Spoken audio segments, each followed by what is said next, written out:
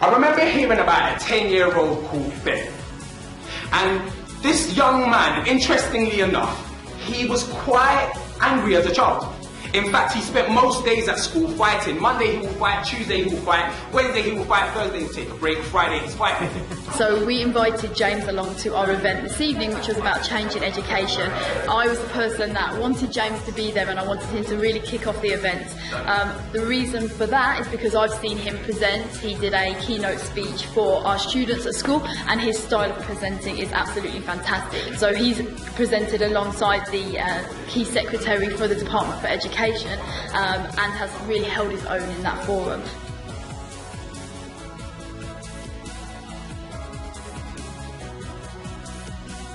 And his mum was actually quite concerned, his mum was quite worried. And she had a very interesting job actually, quite an arduous job. She was a cleaner.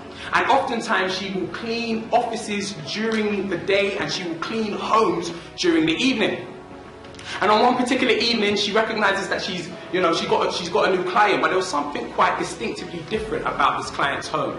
See, the first thing that really struck her was that this home was a lot larger in size than the homes that she would usually clean. And as she goes into this particular home, she's there and she's cleaning this home. She goes into a particular room. And as she goes into this room, she's startled by what she sees, because what she sees is a room filled with books. She had the lovely task of cleaning the spines of the books and the shelves that were holding these books.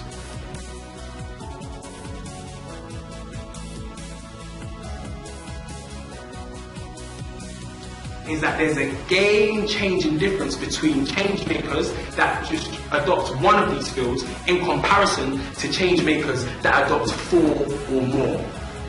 James's session today, what I really loved is he captured everybody straight away, and he went into lyrical storytelling and he told an amazing story that just kind of captured everyone in the room. I loved just the sound of it, the rhythm, the story, it was just amazing. But what was really powerful was he asked us some really good questions afterwards that made us kind of think about the dots we join in our own heads and the assumptions that we make with our unconscious bias as to what was actually happening in the story and what were the visual images. So I thought that was hugely powerful. She went to go and speak to the owner of the house because she was like, I've spent all of this time cleaning all of these books. I want to know if you actually read them. So she goes to him and she says, so these books, have you read these books? And it was his answer that essentially changed the trajectory of her life and that of her son. He looks at the same books and goes, most of them. She goes home, and as she gets home, she opens the door. She sees Ben and Ben's brother on the couch, and they're just doing what 10-year-olds would be doing. They're watching TV, they're laughing, they're eating. But his mum gets the remote, turns off the television, and says, from now on, imagine it, go back to your 10-year-old self. A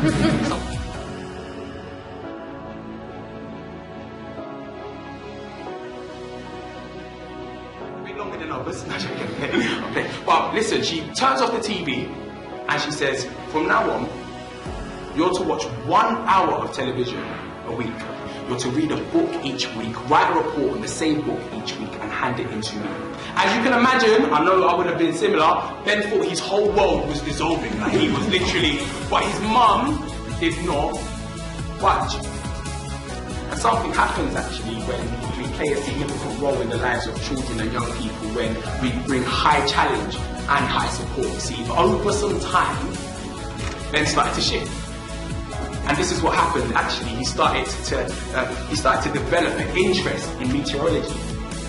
And what was really interesting is that he actually started to read and hand in these reports to his mum.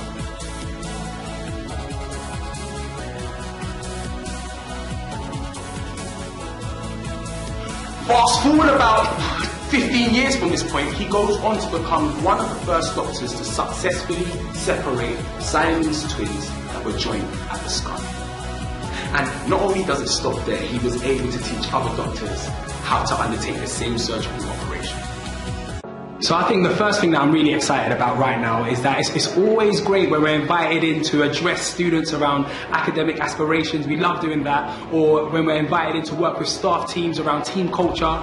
So that's been really, really exciting. But I think the key thing for us, the main thing that we're really passionate about really is about actually equipping students and equipping staff teams with really practical and tangible tools that contributes to sustainable impact. So that's what we're really about. And we work really hard on our content and our concepts so that when we leave, I guess the value of our work doesn't leave with us, but it's actually sustainable for the schools that we work with on a holistic approach.